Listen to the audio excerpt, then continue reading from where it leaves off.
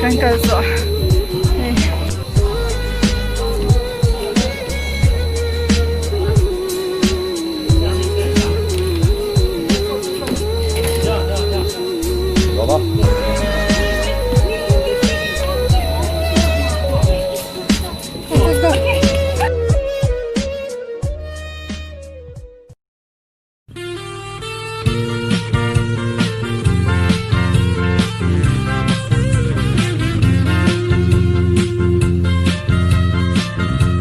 Khó bụi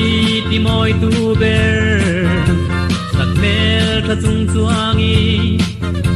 bia thu đi kim te a sil kanwa me đi en sim lo kan sak ming se ling mo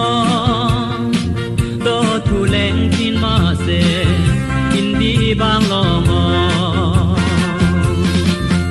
isak mel ti môi zual tu ber qua bang tin chia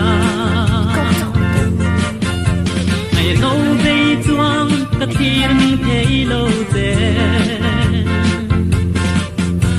kan run chu ngã na bang núi đun turin o min tan na i an kan nen mang ai na rin om chu isak mel tom lo chuan e say bong bong om qua har sui lung a lên bong bong o đi me tra lên na qua mun lo tin qua san chung ya ne kang ai zwa chin te isak me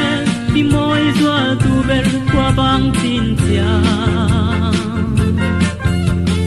lâu bay chuang cả thir mình thấy lâu thế